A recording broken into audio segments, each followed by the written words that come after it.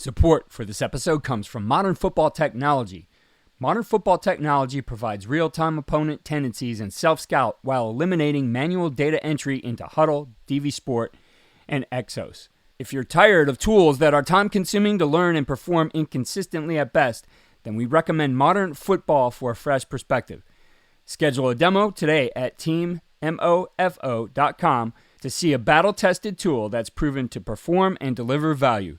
Mention Coach and Coordinator Podcast or use the coupon code CC10 to receive 10% off your first year.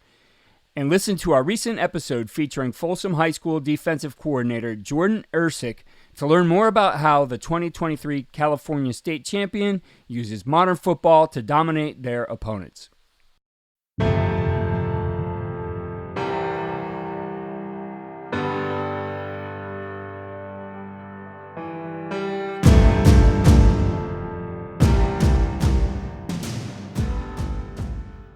Once we kind of got in this deal, it kind of almost took on a life of its own. And, you know, we got to the point where we would game plan some weeks where we didn't necessarily give the tight end a side to line up. He would line up wherever the other team's best rusher was. You know, it was kind of a game plan deal. If we didn't feel very good about our right tackle that week, then we might always line up the tight end to the right, so he was chipping out to that side.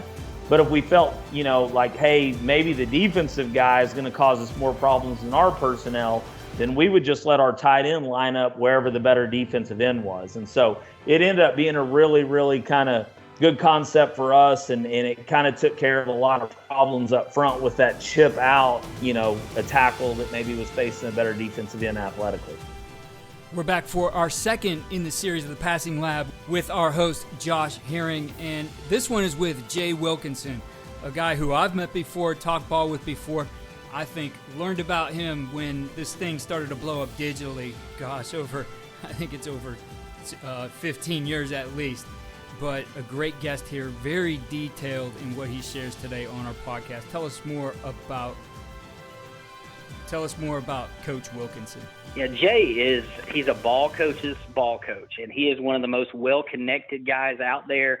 He's a great networking guy, and he is a guy that I've gone to many times. If you have a question about something related to schematic football, he has a practical answer. And I think that's one of the great things. Sometimes guys will, you know, kind of talk around you in circles. Jay can go straight to an answer and say, no, this is good, or this worked for me. And those are some of the most precious resources out there when you got a guy that can communicate that kind of information and make it simple. And today in the core of the podcast, we're talking about a concept known as double. Give us an overview about what we're going to hear today.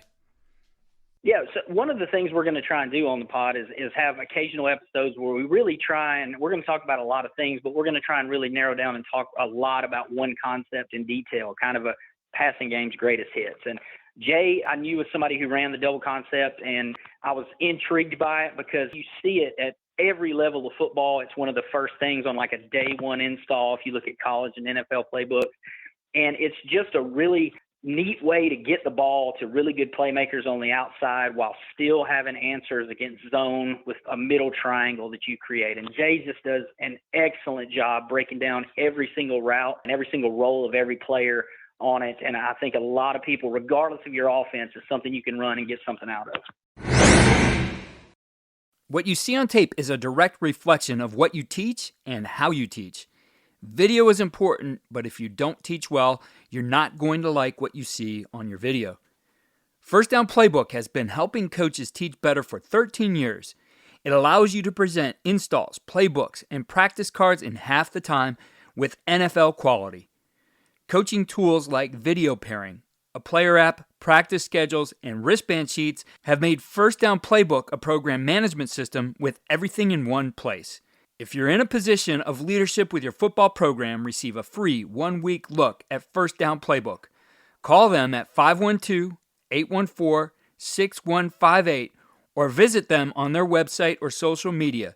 Mention Coach and Coordinator Podcast or use the coupon code COACH24 to receive a $100 discount off the normal $700 First Down Playbook team membership price.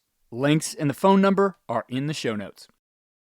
All right, want to welcome Jay Wilkinson to the pod. Jay, well-known in coaching circles, is the offensive coordinator and quarterback coach at Fayetteville High School in Fayetteville, Arkansas. I know if some of you may know Jay is one of the guys, probably one of the earliest guys to have his stuff put on the internet. I don't know if you put it on there, Jay, or if somebody else pirated it, but I remember really, really early in the internet coaching game, some Jay Wilkinson, Jenks High School passing game stuff out there. So a lot of you probably may know him through that. He's a great offensive mind, and we are going to talk tonight. Super excited. We're going to look at one of the greatest hits of passing the football. We are going to talk about the doubles concept Jay's had a lot of success with. And so, Jay, just really appreciate you being on, man.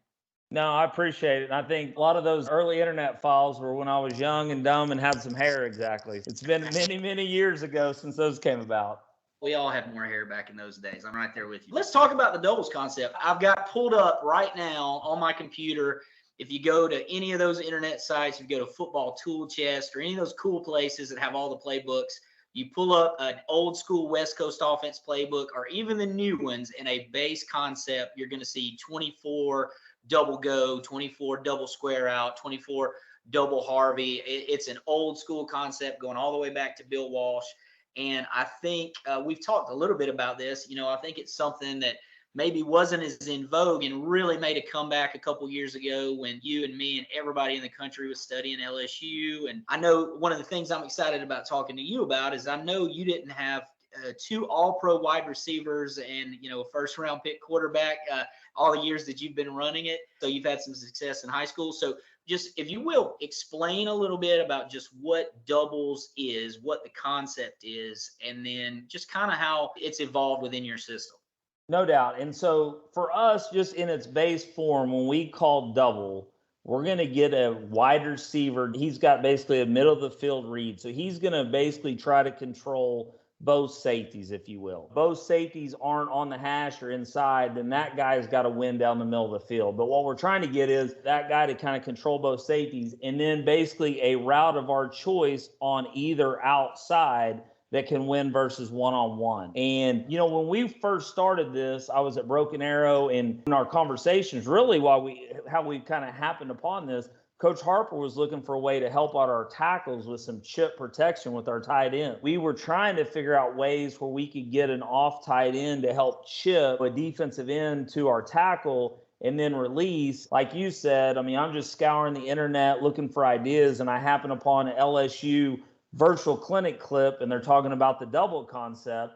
And I'd seen it in West Coast playbooks, but never really kind of understood it, just saw the drawings. And I had a connection at LSU at the time, so I just happened to call him up. And as more and more we got into this thing, it just kind of took on a life of its own. That's really cool. So talk to me a little bit on the middle read. So you mentioned the middle read and controlling the middle of the field. So for him, how are you guys defining just whether the middle is open or closed? Are you looking at the weak safety or the boundary safety, or is it just a one high, two high thing? Kind of work us through that, and then we'll go to the outside routes. Yeah, so it's a one high, two high thing. And what we're telling him basically is if it's too high, he's got to win off the near safety. He's got to win off that guy. So we're trying to step on toes. Obviously, we're trying to release around the linebacker, any underneath coverage as fast as possible, get to that safety. And he's got to win that one-on-one. So we're not assuming anything with him about the backside safety. He's just concerned with that safety. So his angle, basically, of his break, it could look like a dig. It look like a real fat post. It could look like a skinny post based on what his near safety does. Now, if he gets any type of rotation or just a true one high, his route becomes an automatic dig. And we basically bank all of our digs at 10 yards, and we keep those things on the move. That's the great thing is you're always going to end up at this middle triangle in the middle, right? But you have so many things. Basically an unlimited route tree with guys on the outside. For guys at the high school level that don't have, Jefferson and Chase and Joe Burrow to execute the concept, what are some of the things at the high school level that you've had success with throwing on the outside? Obviously, anything that is a go or out-breaking route that kind of fits into your repertoire and kind of what your quarterback can handle. So, like for us, one of the things we start out, we're a big speed-out throwing team. We run our speed-outs. We try to basically push to 8 yards, and then we speed cut that thing. So when in our verbiage, we talk 8-10-8. So we're going to break somewhere around that 8-yard mark, wherever our inside foot hits, and we're going to roll our hips and roll that thing. So it's going to max out around 10 or 11 yards. And then we work back down that negative stem so the corner can't cut that thing off. So that's why we always say 8, 10, 8. So that's one of the places where we start. But we've gotten to the point where, we've called basically a word that's almost like 4 vertical to our receivers, where now basically they're running takeoffs and they're reading the corner. And if they can win, they keep it on a go. And if the corners are soft, they're running basically comebacks or hen routes at 14 yards. We've gotten to the point where we run a lot of post routes. So we run post corners out there. And then one of my favorite things to do is we've got more kind of maybe not a speed guy out there, and we're getting some one-on-one coverage. We like to run a lot of stutters. So we'll get pushed to like 10 to 12, really bang our feet like we're setting it down and then take it off if we can't blow the top off the coverage. We've run out and ups. Basically, you kind of have the route tree on the outside. It's anything you want. So for us, it was as simple as we call double out or double comeback or double go. And it's basically every route that we have that's not an in-breaking route could be called within the double concept. Coach, that's really good. You brought up speed out. So I remember Chris Brown, the Smart Football fame, had said one time that the most beautiful thing in the passing game is a rhythm speed out thrown on time. Sir. And I think, for me, I tag one of my roles as offense coordinator. I would tag the opponent's passes because we're looking at how we're going to throw the ball. And, I'll probably tag 90% of our opponent's passes this year. And very rarely do you see anybody throw an outside speed out. There, you see inside speed outs, but outside speed outs, I think there's a lot of merit to throwing that, and you just don't see it as much. Why do you think that is? Or do you think it's just a fad thing? Or why have you guys had so much success with it?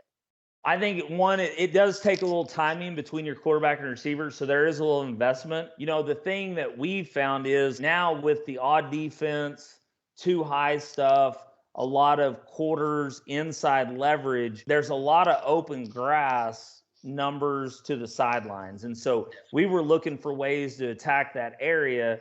And so we started kind of going through the route tree. The speed out just kind of fit us better than maybe like a comeback. Even my, average arm quarterbacks haven't had a lot of problems. They just get to that point where they develop that rhythm of the route, the rhythm of the drop, and let that thing go. And they kind of get to where they're almost throwing to a spot where they know that receiver is going to be. And again, I think with your receivers, it's a little bit different because a lot of guys work, a 90-degree square cut. But now when they get that feel of rolling kind of off their inside, and working that angle, it can get really hard to stop if done right. Now, I think the thing is a lot of receivers try to cheat it, and then that throws off your quarterback's timing. And so, we'll work a lot of cones at the first, putting those cones out there at 8 yards, make them run through the cones before they break. There's a lot of grass on the outside of the field versus today's defenses, and I think we got to take advantage of it. So we've great multiplicity on the outside. You got a really good route against middle open. You mentioned Coach Harper and wanting to chip. Tell us a little bit about what you're doing with the back and maybe the tight end if you're an 11 personnel, or the kind of those box control routes you have, or how you're forming the middle triangle. Can you talk us through that a little bit? We varied where we put the tight ends. We typically set the tight end to whatever side we want to do. His rule was basically he would communicate. They would have a call with the tackle to obviously let the tackle know they were chipping. So the tight end's rule was he was always basically going to chip the widest rusher. So sometimes if we got an edge blitz, we may not chip the 5 technique. We might chip the wide rusher for the tailback, and the tackle would have to be aware of that. But his general rule was he was going to chip the widest rush to the side, and then we basically ran him on a drag, and he was kind of our hot. So if we got 0 pressure, we knew, hey, we're going to get a chip, and then we're going to get that tight end drag. So if we got all-out blitz, we'd have a chance, basically to kind of build in a generic hot for a high school quarterback. Our tailbacks were basically our just general 6-man protection, and we were always trying to swing him away from the tight end. So we'd have the tight end dragging to one side, the tailback check release to the other side if he didn't have any protection. Coach Harper got in the deal where we got into some like 2 tight end empty stuff. We had our 3 wide receivers running double, and then our tight ends were basically checking, and one had a drag and the other one had like a shallow. So it kind of created an inside mesh concept for the defense, but we were still having double on the outside for the quarterback. And once we kind of got in this deal, it kind of almost took on a life of its own. And, we got to the point where we would game plan some weeks where we didn't necessarily give the tight end a side to line up. he would line up wherever the other team's best rusher was. You know, it was kind of a game plan deal. If we didn't feel very good about our right tackle that week, then we might always line up the tight end to the right, so he was chipping out to that side.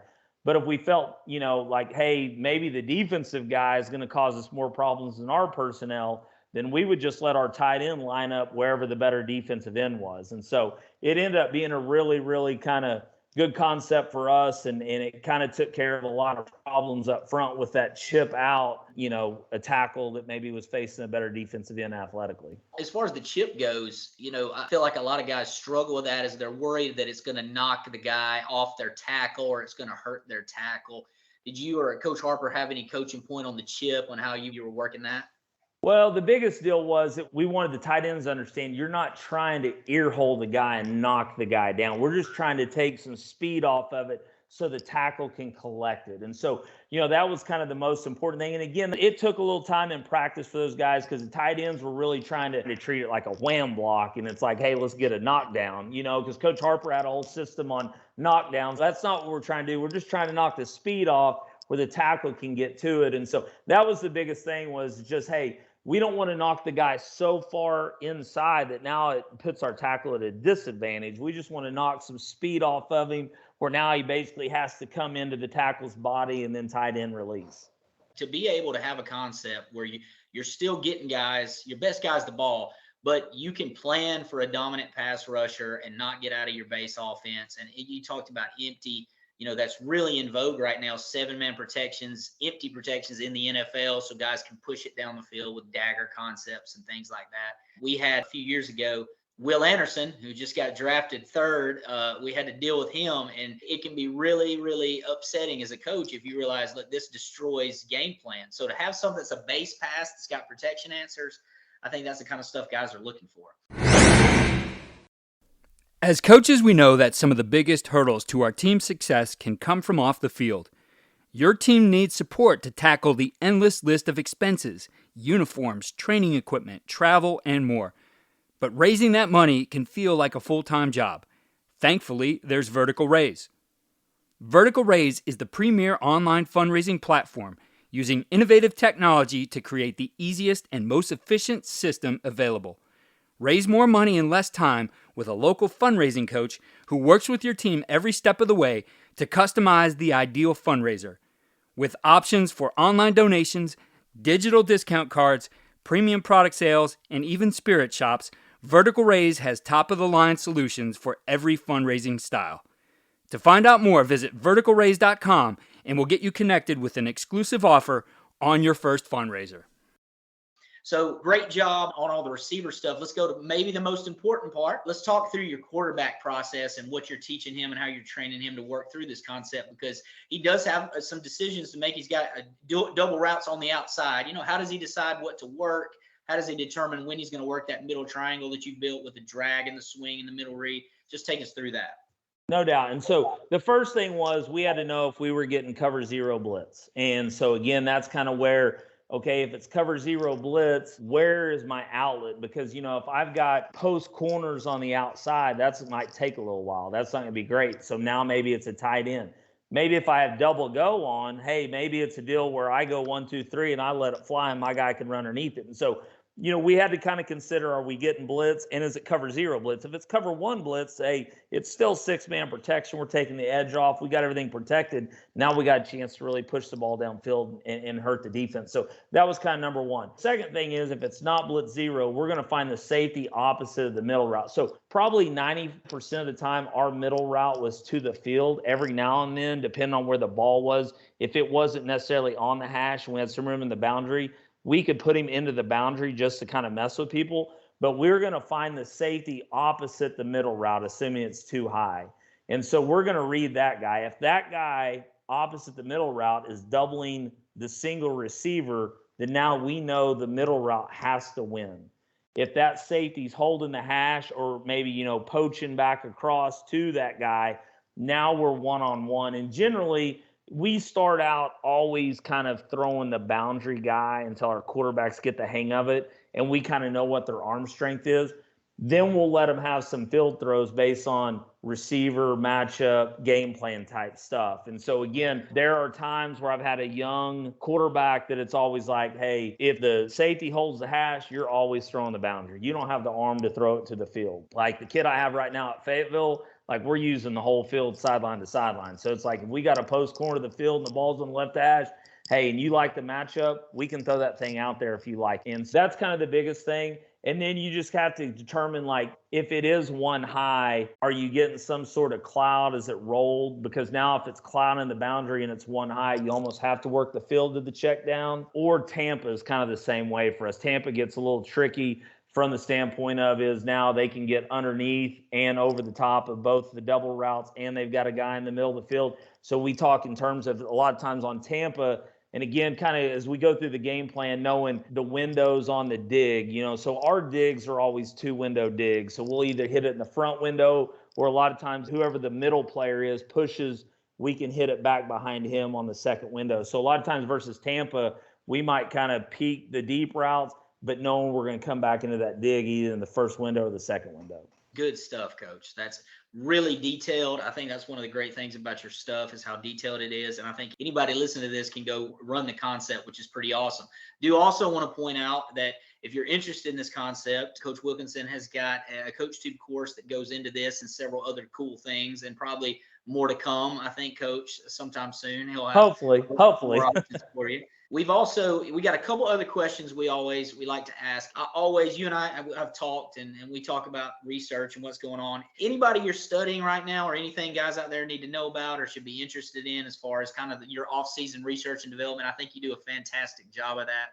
So just kind of talk guys through, where your areas of interest are right now. Some of the trends, like I kind of look more at kind of some of maybe the defensive trends in college football that might filter down the sexy things, TCU, Iowa State, 3 high safety. I try to find teams that attack those guys well and look for ideas, whether it's running game or passing game. And then I think one of the trends kind of that's going to filter down to us that me and you have talked about a little bit about is just the game planning, the P and 10 stuff. I think it's been kind of an interesting study this offseason. I started down a rabbit hole with Tennessee that led me to Hofstra, Baylor, OU, and then it gets into tempo stuff, and then it's kind of led me back around to P and 10 plays and just how guys have that different section of their call sheet. So that's one of the things we're kind of looking at this spring is, since we are a no-huddle team, how can we affect defenses on P and 10, either through huddling or some pre-snap shifts and motion stuff. And so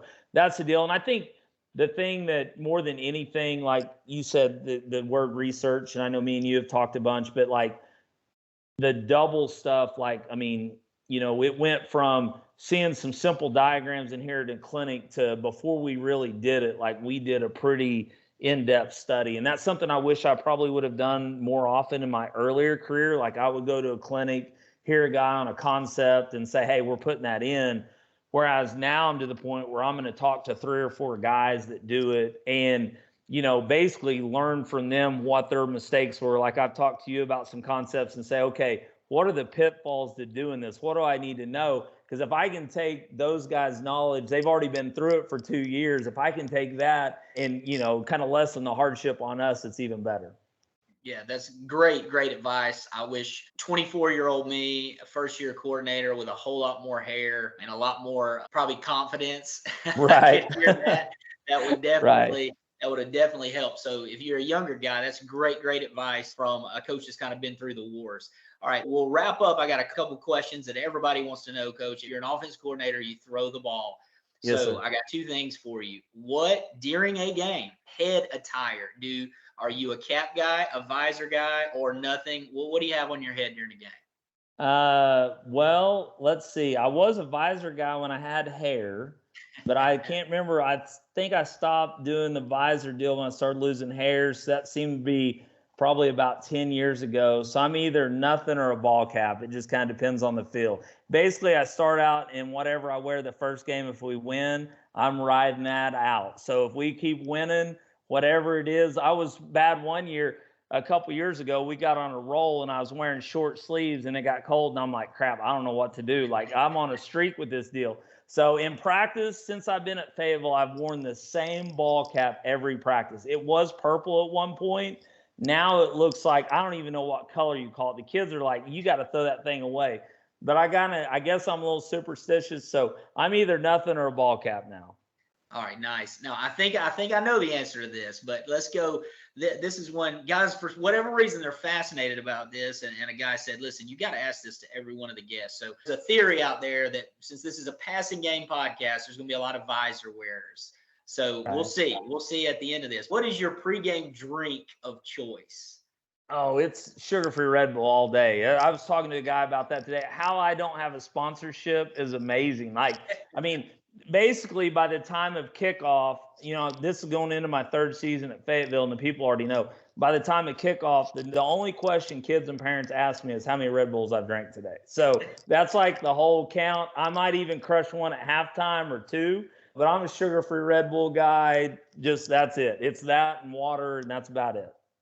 Fascinating to see the window into the minds of these good coordinators and what those two things, man, they're key. I think they're key. That's part of the legend of the OC.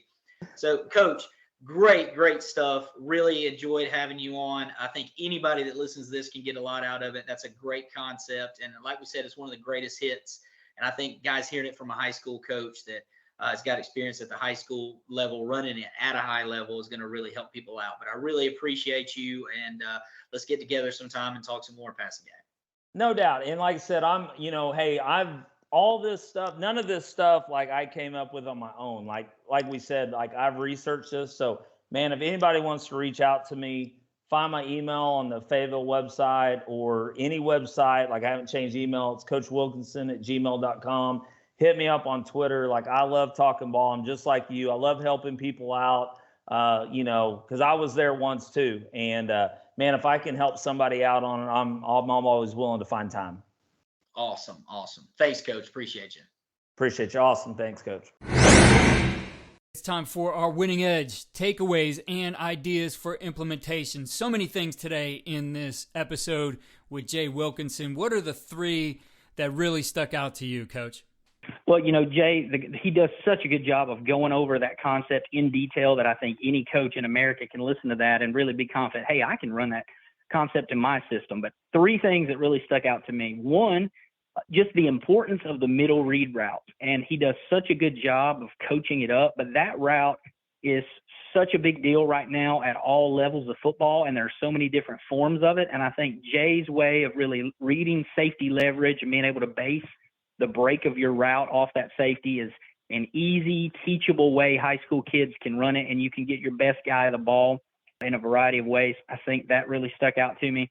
One of my favorite things, second takeaway that Jay talked about, and it's towards the end of the pod, if you listen, he said that one of the ways we can study in the off season is look at defenses that are becoming popular, or maybe fad defenses if we want to be derogatory, and look at teams who did well against them. Don't just look at them on film. Find the teams that did a really good job of moving the football and scoring points, and that enables you to get ahead of some of those things that high school defensive coordinators are going to be looking at. So I thought that was a great point. The final thing that he talked about that I just thought was huge is we so often in the passing game draw up really cool routes. Jay talked about how to protect this thing, and he talked about a really neat way they developed in the double concept to be able to chip a really good rusher and even align based on the concept. Because of how the concept works, you can move that tight end that you're going to use to chip wherever that pass rusher is, and the passing concept still holds up. So I think it's a pretty innovative, neat little way to make sure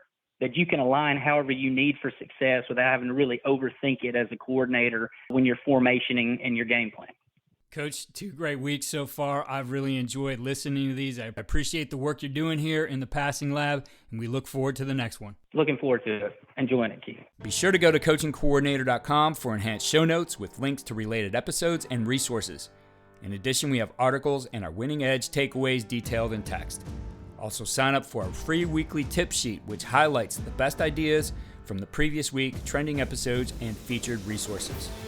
Follow me on Twitter @Coach K. Grabowski.